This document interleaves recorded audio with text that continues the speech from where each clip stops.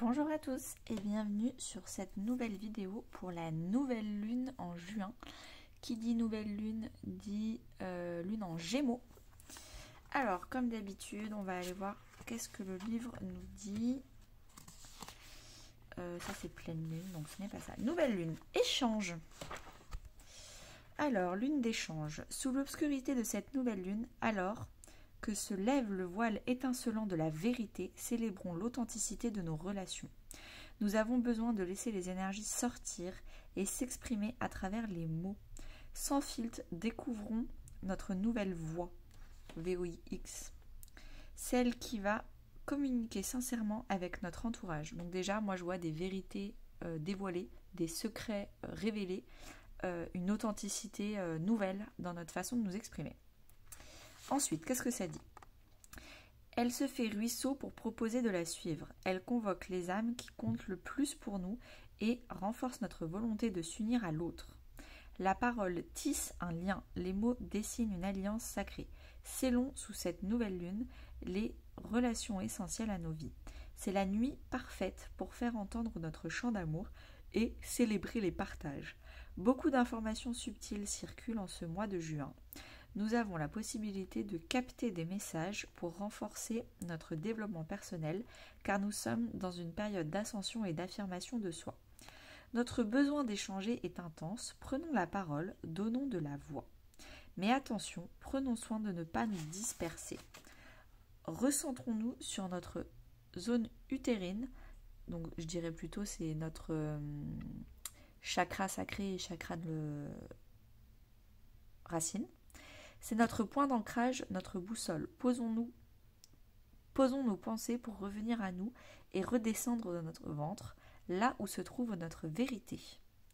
Écoutons-la, laissons-la jaillir et remonter jusqu'à notre chakra de la gorge, celui de la parole. Permettons aux mots justes d'être prononcés. Ce qui doit être dit va être maintenant déposé. Le mantra, c'est « Ma pensée est claire et ma parole impeccable ».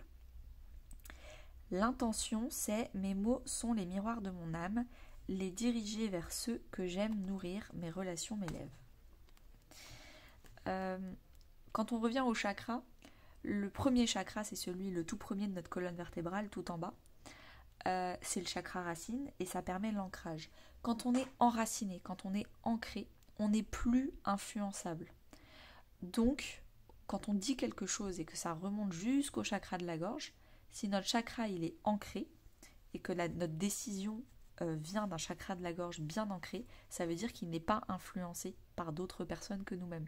Donc c'est évident que quand on va parler en étant ancré, on va parler de façon authentique avec notre propre vérité. Hyper intéressant. Eh bien, je vais préparer pour, voilà, juillet à dans 2 semaines. Hop là.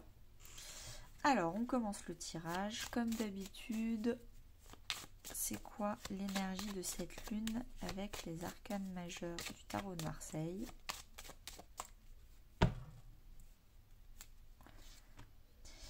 Alors, on a la mort. Donc, une grande transformation. On récupère l'existant et on le recycle pour en faire quelque chose de nouveau. C'est de l'upcycling. Il y a aussi, on va couper des têtes, on va faire mourir certaines relations qui ne sont pas authentiques, qui sont justement influençables, comme je vous expliquais tout à l'heure. Pour plutôt transformer notre énergie qu'on dirigeait vers les mauvaises personnes, pour ces énergies-là, les donner vers les bonnes personnes. Transformation, peut-être aussi le 13, il va se passer quelque chose le 13 juin, vu que c'est l'arcane numéro 13. La mort, c'est également la renaissance. On va se sentir renaître pendant ce mois de juin. Vous allez voir, vous allez vous sentir pousser des ailes. Vous allez peut-être préparer un nouveau départ, une renaissance. Et voilà, ça c'est le conseil de la fin qu'on va aller tirer du coup à la fin. Et j'y vais avant cette nouvelle lune, donc la semaine d'avant, on va dire. Ensuite, la semaine de la nouvelle lune en plein centre du tirage et la semaine après la nouvelle lune à droite. Et on va voir si on raccroche les wagons avec cette mort. Cette grande transformation intérieure, voire même extérieure. En 2 de deck, on a 6 de coupe et la justice. Donc on se fait justice sur un passé. On se fait justice sur des amis d'enfance, ou alors notre enfant intérieur se fait justice aussi. Lui-même, il reprend une injustice qu'il a subie et il reprend le contrôle de sa vie. Et aussi, il y a une justice avec des amis d'enfance ou des gens du passé. Le passé ressurgit pour s'excuser s'il y a eu des injustices. Alors, est-ce que là, vous voyez, on va espérer que oui.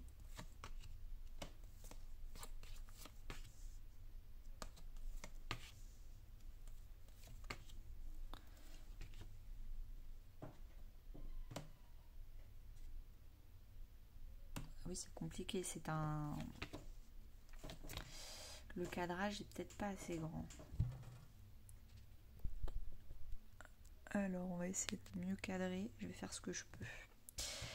Alors, en plein centre du tirage, on a le fou. Donc, un bon gros nouveau départ.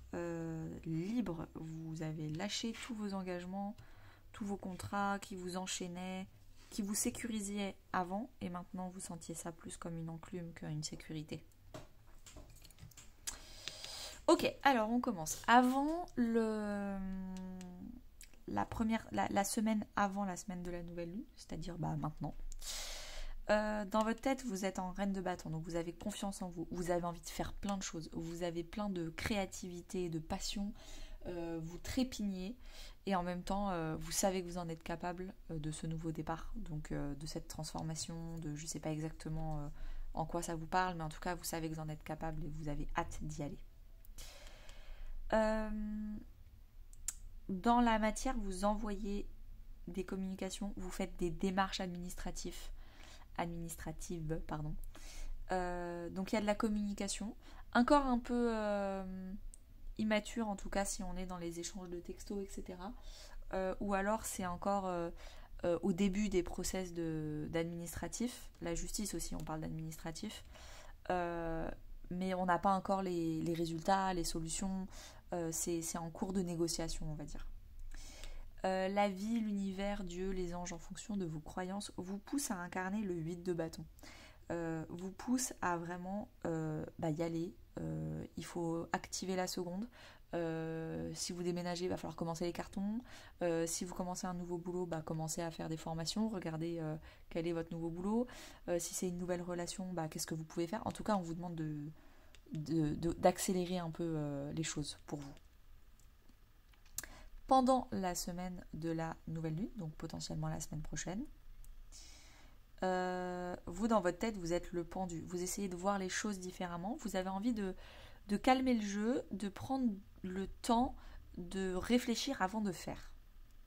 Donc, peut-être que la semaine d'avant, vous précipitiez. Là, cette semaine, vous attendez peut-être, parce qu'il y a peut-être... vous attendez des réponses avant de faire quelque chose.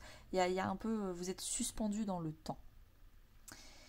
Dans la matière, qu'est-ce qui se passe? Le fou, vous déménagez, vous partez, vous quittez une situation, ou alors vous allez dans une nouvelle situation. Il se passe quelque chose de vraiment incroyable avec le fou, et avec un grand, grand sentiment de liberté. La vie, l'univers, Dieu, les anges, en fonction de vos croyances, vous poussent à vous libérer d'un 8 d'épée, à avoir confiance. Parce que là, comme vous n'avez rien, vous n'avez pas de filet de sécurité, vous avez strictement rien, c'est vous et vous-même. Vous avez potentiellement plus de CDI, potentiellement plus d'appartements, potentiellement plus d'amis, potentiellement la famille vous supporte pas, enfin vous pas supporter en termes émotionnels, vous soutient pas financièrement. Bref, vous n'avez pas de sécurité, vous vous sentez un peu seul. Et là, on vous dit, fais confiance. Là, c'est une carte de foi, d'invitation à avoir foi. La semaine après la semaine de la nouvelle lune, vous avez encore une arcane majeure.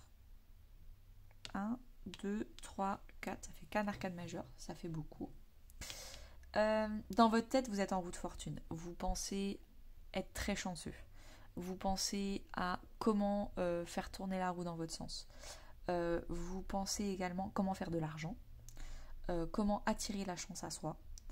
Mais en tout cas, il y a aussi le fait de vous reconnaissez que la chance est avec vous, mais c'est pas pour rien, c'est pas du hasard, c'est parce que vous avez travaillé pour ça. Donc félicitations, bravo. Parce que si la roue de fortune arrive à vous, c'est aussi le fait d'avoir un mindset, un état d'esprit très positif. On voit toujours le verre à moitié plein. Quand il y a un problème, on trouve des solutions, on ne se lamente pas sur soi, on ne se déresponsabilise pas, on arrête de vouloir chercher les solutions à l'extérieur. Dans la matière, qu'est-ce qui se passe? 6 d'épée. Vous déménagez, vous partez en week-end, en vacances.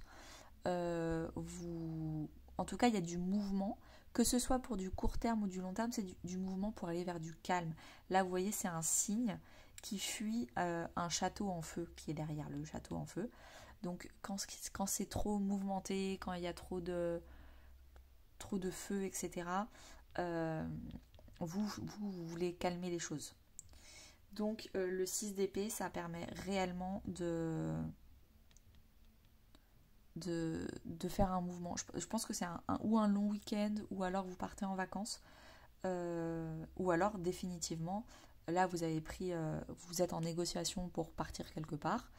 Là vous faites vos cartons et vraiment vous êtes en train de vous désengager de tous les contrats qui vous enchaînaient. Donc là il y a un vrai sentiment de liberté. Et puis la 3e semaine, vous partez définitivement, vous prenez vos clics et vos claques et vous y allez. En termes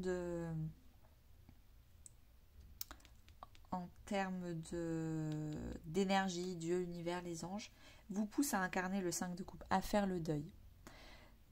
Ce passé-là, il était très très bien. Par exemple, il y a 5 ans, vous rêviez d'être là où vous êtes aujourd'hui. Avec cette sécurité, ce niveau de salaire, ce genre d'amitié, ce genre de quotidien, vous avez accédé à l'objectif de votre vous d'il y a 5 ans. Sauf que là, du coup, vous stagnez. Et là, vous avez un nouvel objectif pour dans 3 à 5 ans. Et là, il va falloir faire un deuil de votre vie actuelle, en fait. C'est un vrai deuil qu'on vous conseille de faire. Et encore une fois, de voir le verre à moitié plein. C'était génial. Merci beaucoup pour tout ça. J'ai réussi à me prouver que j'étais capable d'arriver au niveau 4 du jeu vidéo qu'est la vie.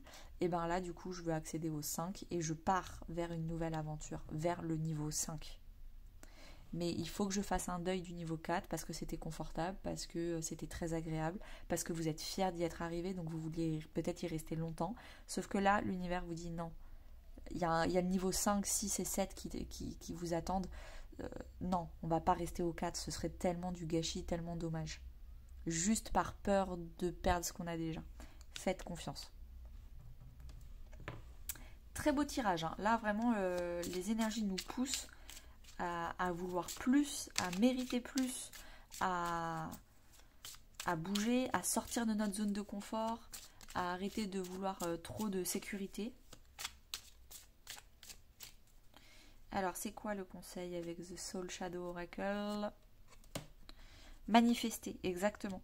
C'est quoi votre prochain objectif, votre niveau 5? Qu'est-ce que vous voulez manifester? Patience.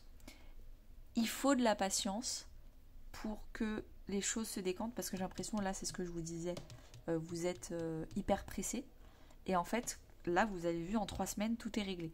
Donc vous êtes pressé, certes, mais en fait, les 3 prochaines semaines qui vont arriver, ça va se passer très très vite. Et tellement vite que vous aurez envie d'une pause, parce que tout est allé un peu trop vite pour vous finalement. Donc, patience, les choses se passent au rythme qu'il faut. N'essayez pas de presser trop les choses, prenez votre temps. Et surtout, manifestez du positif pour le prochain niveau de votre vie. Et n'hésitez pas à me dire en commentaire ce que vous en avez pensé. N'hésitez pas également à liker, partager, commenter. Et à bientôt!